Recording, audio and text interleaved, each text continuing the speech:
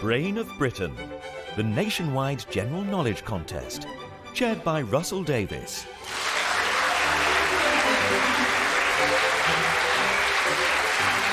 Hello and welcome to the BBC Radio Theatre in London, where another 4 contenders have gathered for the second of the 2022 heats. In half an hour's time, we'll have found another of our semi-finalists this year. And who knows, whoever wins today could be going all the way to the final and even eventually claiming the title, Brain of Britain. As ever, our competitors include some seasoned quizzers alongside complete newcomers to this arena. What they all have in common is that they've come through quite a tough audition process and all very much deserve to be here today. Let's meet our 4 contenders. Hello, I'm Dan AFSHAR. I'm a small business owner from Kingston-on-Thames. Hello, I'm Julie ARIS. I'm retired and I'm from West Ham in East Sussex.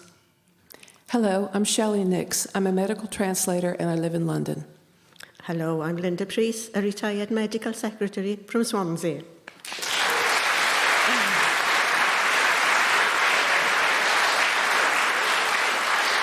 Welcome all of you. Remember, you'll get a point for each question you get right, and I'll keep asking them until you get one wrong or can't answer, and that's where your turn will end. You all have a button you can use to signal that you'd like to come in for a bonus, and it will turn a light on so that I can see who's got in first.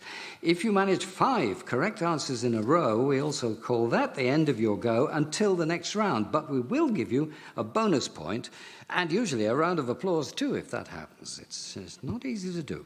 Let's get the show on the road then. We're going round in alphabetical order, and it's a close thing, but AFSHAR comes in just ahead of ARIS, so you get the first question, Dan AFSHAR.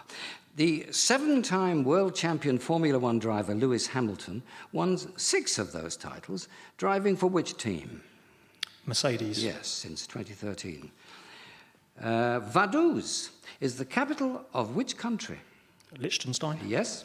The comment, c'est magnifique, mais ce n'est pas la guerre, it's magnificent, but it's not war, is attributed to the French general Pierre Bosquet, referring to what military event of the 19th century? The Battle of Waterloo. No. Julie ARIS. Charge of the Light Brigade? Yes, at the Battle of Balaclava in 1854 during the Crimean War.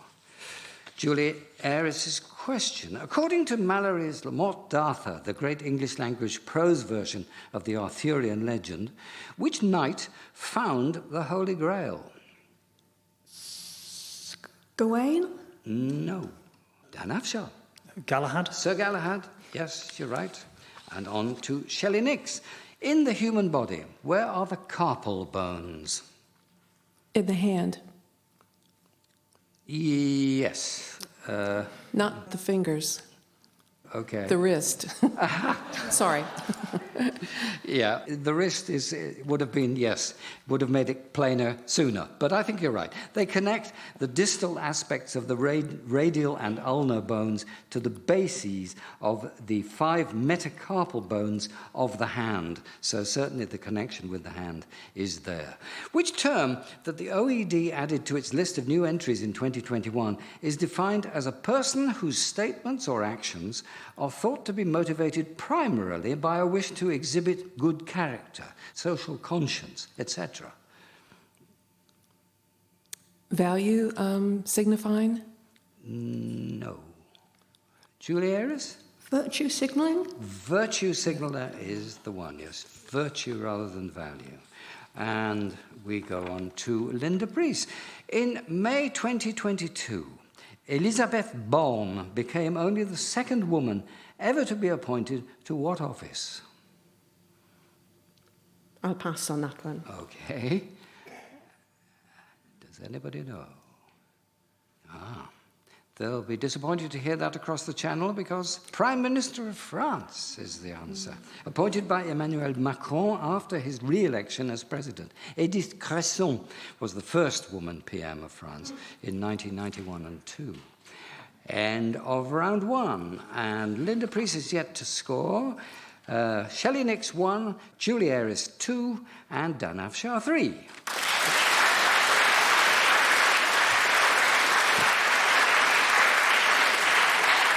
That's a neat enough start, and we return to Dan AFSHAR for the first of today's questions with music attached.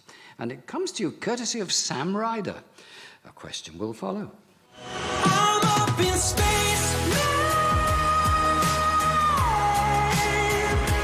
Up in space now. I've searched around the universe, been down some black holes. There's nothing but space, man. And I wanna go home. In May 2022, Spaceman claimed the runner-up spot at the Eurovision Song Contest and also achieved the highest chart placing for a Eurovision entry since 1996, when which performer reached number 1 with the song Ooh Ah Just a Little Bit? Gina G. Gina G, right answer. In Roald Dahl's Charlie and the Chocolate Factory, what's Charlie's surname? Bucket. Yes. In his inaugural address, which US president made the famous assertion that the only thing we have to fear is fear itself? FDR, Roosevelt. Franklin D. Roosevelt, yes, in 1933. In the early 1980s, the German forger Konrad Kujau was responsible for which notorious hoax? Did he fake the Mona Lisa? No, he didn't. He didn't try that one. Julie ARIS. Is it Hitler's diaries? The Hitler Diaries. He faked over 60 volumes of supposed diaries of Hitler's in 1981 and 83. And we come to your question, Julie ARIS. Mycology is the study of what? Fungus? Yes, fungi, their relations to each other and other organisms, and the unique biochemistry which sets them apart from other groups. The tallest flowering plants in the world dominate the canopies in the wet, tall forests of southeastern Australia. The scientific name for the species is Eucalyptus regnans. What's its common name?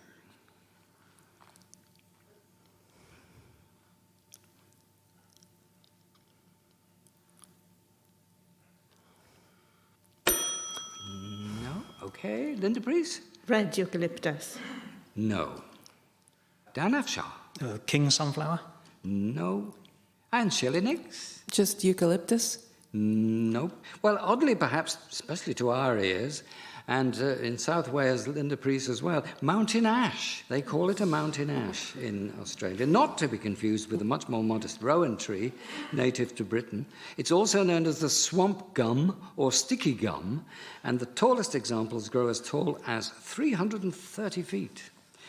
SHELLEY NIX, your turn. In the German language, a Krankenhaus is what sort of building? A hospital. It is.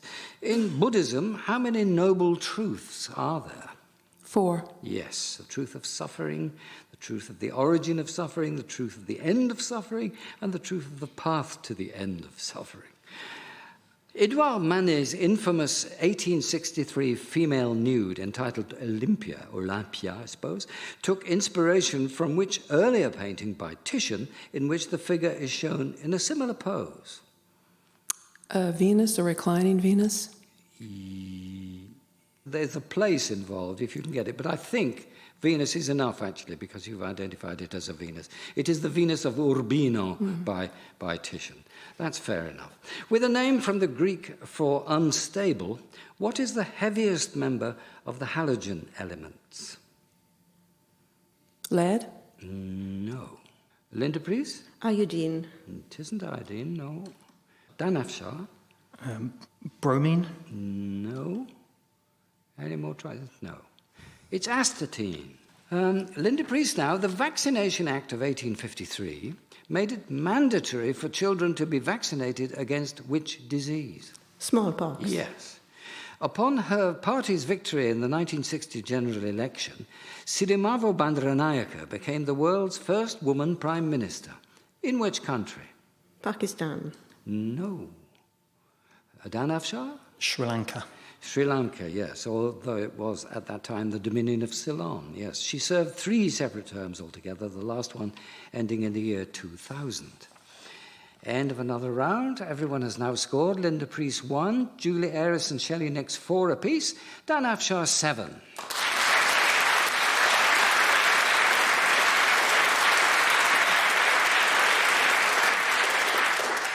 OK, Dan AFSHAR, let's see how you go on from that point. In 2015, which sprinter became the fastest British woman in recorded history when she set a British 100-metre record of 11.02 seconds at a World Challenge meeting in the Netherlands? Dina Asher-Smith. That's the one. Asher-Smith's time beat Montel Douglas's GB record of 11.05 seconds, set in 2008. William Sidney Porter, who died in New York in 1910 and is best known as a prolific writer of cleverly plotted short stories, is better remembered by what name? Edgar Allan Poe. No. Shelley Nix. Oh, Henry? Oh, Henry. Among his many achievements, he started a short-lived humorous magazine in the 1890s called The Rolling Stone, many decades before the rather more famous publication of that name. Julie ARIS, have a listen to an extract from the BBC Radio Archives now. This novel was dramatised in 1993 by John Strickland and starred Robert Glenister. I'd like you to tell me who the unwelcome guest is at this funeral. Well, a melancholy little service, Mr. Jerome. Indeed, sir. You'll be returning to your hotel, no doubt, sir. Yes, although I would like a word with the young woman first. Perhaps I can be of some assistance to her. I beg pardon, sir. Well, I hope she can find her own way home. She looks so dreadfully unwell. Who is she? The young woman with the wasted face, at the back of the church and then in the graveyard. A young woman? Yes, well, there she is now, over by that tree. Is there anything the matter, Mr. Jerome? You look unwell. Oh. No, sorry. No. Right. Linda PREECE? The Woman in Black. It was The Woman in Black, adapted from Susan Hill's chilling ghost story, yes. Shelley Nix, the coat of arms of which country depicts an eagle perched on a prickly pear cactus devouring a rattlesnake? Mexico. Yes. Which 20th century novel contains extracts from a fictional book called The Theory and Practice of Oligarchical Collectivism? Pass. Okay. Yes, Dan AFSHAR. The League of Nations. No. Worth a guess, I would think, by somebody, but no. No, it is in fact 1984. Right, George Orwell. Right. Linda PREECE, who is this? Her first novel, East Wind, West Wind, was published in 1930. Her next, The Good Earth, earned her a Pulitzer Prize. In 1938, she became the first American female Nobel laureate. Pearl S. Buck. That is the right answer, yes. The watercolour artists John Sell Cotman and John Crome were the key figures in a 19th century school of painters known by the name of which English city? Manchester. No. Julie ARIS. Norwich? Norwich, it was the Norwich School indeed. You're quite right. And that is the end of another round, with the scores like this. They've perked up a bit now. Linda PREECE has 3, Julie ARIS 5, Shelley Nix 6, and Dan AFSHAR 8.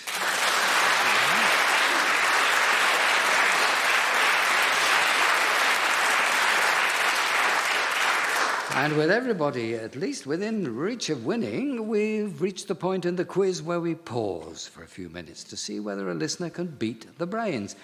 Our competitors can sit back and briefly suspend their rivalry, because we're about to take a pair of questions from our groaning inbox and see if our assembled brains are up to the challenge when they work together as a team. Today, it's Rob Webb from Norfolk, whose questions we've chosen to try out on the competitors. If Rob succeeds in outwitting them, he'll win himself a book voucher. This doesn't make any difference to the scores in the actual contest, of course. If you're all set, I'll ask you the first of Rob Webb's questions. Which novelist and playwright, born in 1858, had the unusual middle name Klapka? That's Jerome K. Jerome. Yep. Jerome K. Jerome. It came back straight away, that answer, and it is right. Yes, Jerome K. Jerome, the author of the comic story 3 Men in a Boat, to say nothing of the dog, it says in brackets. He appears to have been named Jerome Clapp Jerome, C-L-A-P-P, originally, just like his father, but later it was changed to Klapka after a Hungarian war hero, though no one seems to know quite why. Okay then, that one went very quickly. Here comes Rob's second question. Which prominent filmmaker, born more than a century later in 1963, bears the middle name Jerome? Can't think of anything. Don't know. Pretty younger than Spielberg. No, it's not. Well, could it be Danny Boyle, maybe? Is that the right age? Yeah. Yeah, we'll try Danny Boyle. That's your answer? Yeah. No, afraid not. It is Quentin Tarantino. Oh. Quentin Jerome Tarantino, indeed, in full. There's no evidence that the director of Pulp Fiction, Reservoir Dogs and Inglourious Bastards was inspired in any way by the gentle English comedy of Jerome K. Jerome, but they did share a forename. So thank you, Rob Webb. The brains got half of it right, and very readily so, but they couldn't come up with the other name. So we'll be sending you a book voucher very soon as a reward for beating the brains. And whether they win or lose, the one thing all of our contributors can rely on, if their questions are used in the programme, is a resounding klapka.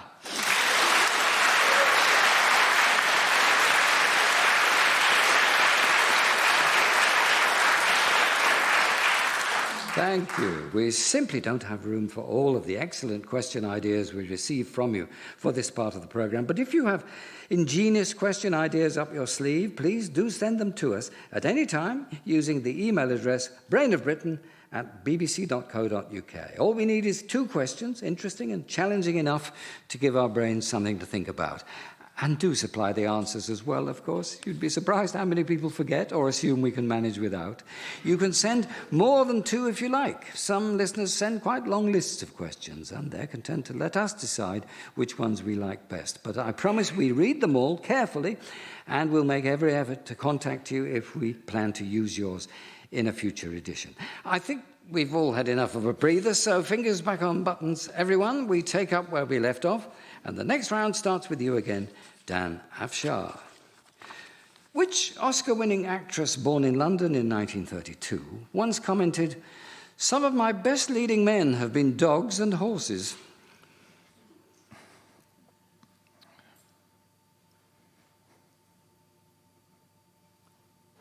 No, it's not coming. Sorry. Right. Linda PREECE Elizabeth Taylor. is the right answer. Well done. Yes, it was indeed she. Julie ARIS, which classic crime novel of the 1930s features the characters Dr. Stavros Constantine, Mrs. Caroline Hubbard, and Mary Debenham? Murder on the Orient Express? Well remembered, it was by Agatha Christie, yes. Which sister ship of the Titanic was sunk during the First World War while serving as a hospital ship? Britannic? Yes, launched in 1914, she never entered commercial service. Michelangelo Merisi, who died in 1610, was an Italian painter better known by the name of the town his family moved to escape the plague in Milan. How do we know him today? Leonardo da Vinci? No. Plenty of Italian painters. Worth a guess? Yes? Dan AFSHAR. Raphael. There wasn't a Raphael? No. Okay, it was Caravaggio. Caravaggio was the name of the town and the painter. SHELLEY NIX, it's your turn now for some music, and this is from Pop Songs, a 2022 album release by the German cellist Jan Vogler with the BBC Philharmonic Orchestra. After you've heard this music from the opera Giustino, I wonder if you can name its Italian composer.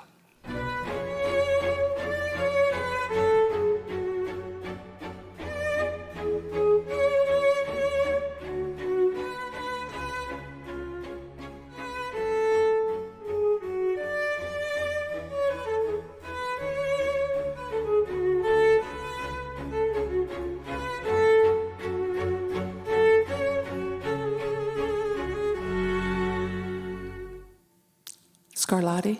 No. Dan AFSHAR? Rossini. No. Linda PREECE? Verdi. No. Julie ARIS? Paganini? No, it was Vivaldi. You heard Vedrò con mio diletto. Linda PREECE, on which Greek island will you find the Acropolis of Lindos? Rhodes. Yes, an ancient site, dramatic tourist attraction, about 25 miles south of Rhodes town. Which real historical figure was played by Basil Rathbone in the 1939 film Tower of London and by Peter Cook in the very first episode of TV's Blackadder? George III. No. Dan AFSHAR. Richard III. Is right, yes. We didn't mention Laurence Olivier because we thought that might have given it away. That's the end of that round, and these scores are closing up somehow. I don't know how they can do this all the time. Linda Priest now 5, Shelley Nix 6, Julie ARIS 7, and Dan AFSHAR 9.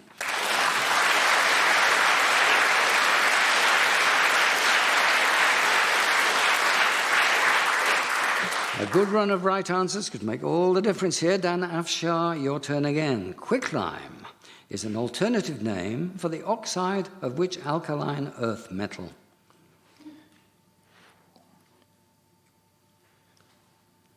Aluminium. No. Linda Priest? Mercury. No. Surely worth a guess. No. Okay. Calcium is the answer. Julie ARIS, your question. Golda Meir was the first female prime minister of which country? Israel? Yes, although she was born in Kiev, in Ukraine, and spent much of her childhood in America. She took office for the first time in 1969. Which title character of an opera by Puccini declares "Visi d'arte, visi d'amore"? I have lived for art, I have lived for love. Madame Butterfly? No. Dan AFSHAR? Nabucco. No. Linda Priest? Aida. No. No more? No. It was Tosca. Tosca. Shelley Nix. Between 1990 and 2002, which actor and comedian was the original regular host of the BBC television panel game Have I Got News for You? Ian Hislop? No. Dan AFSHAR? Angus Dayton. Angus Deaton was for 12 years, yes indeed. And Linda Priest, time for some music for you. The piece you're about to hear is by Max Richter, and it's a composition that he described as a sketch for a better world, something to aim for everyone. Once you've heard the excerpt, I'd like you to tell me the exact name of the piece of 20th century legislation that this piece is based upon. Article 1. All human beings are born free and equal in dignity. All human beings are born free and equal in dignity and rights. They are endowed with reason and conscience and should act towards one another in a spirit of community. Everyone is entitled to all the rights and freedoms. No, sorry. Right, okay. Shelley Nix? Bill of Human Rights? That's not the exact name, no. Julie ARIS? The European Bill of Human Rights? No. Dan AFSHAR? The Human Rights Act. No, it's the Universal Declaration of Human Rights, and it is the most translated document in the world. The piece by Max Richter is called Voices. End of another round. Linda Priest, 5 points. Shelley Nix, 6. Julie ARIS, 8. Dan AFSHAR, 10.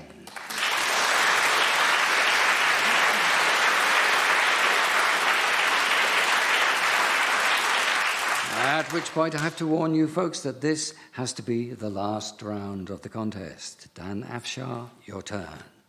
In which year did the following events take place? The inaugural Women's Olympic Marathon was held. Liechtenstein became the last country in Europe to give women the vote. And in the USA, Geraldine Ferraro secured the nomination as the first woman vice presidential candidate on a major party ticket. 1984. Correct, yes. Vesper Lynd is a character in which of the James Bond novels by Ian Fleming? Casino Royale. Yes, she appears in both film adaptations of that title, played by Ursula Andress in the 1967 spoof version and by Eva Green in the 2006 film. The 19th century French artist Augustin Edouard, whose sitters included Sir Walter Scott and the exiled French royal family, is often said to be one of the most famous proponents of which style of portraiture? Still life. No. Julie ARIS? Miniatures? No. No more styles? No. It is silhouette. He did it all in silhouette. He also created pictures out of hair, but it is for his silhouettes that he's best known. Julie ARIS, in the science of cooking, what is the Maillard reaction? M-A-I-L-L-A-R-D.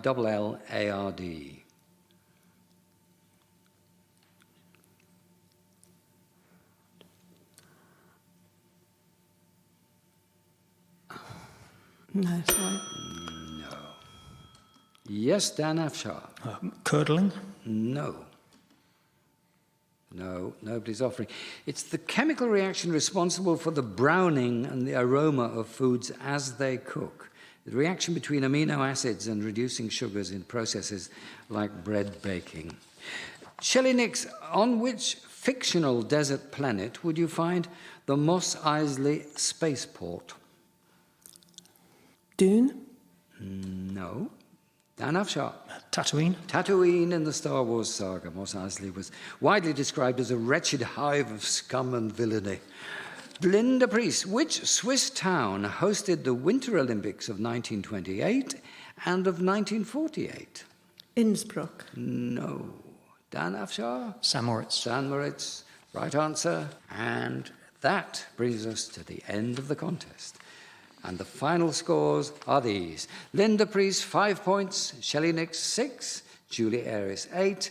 Dan AFSHAR, 14.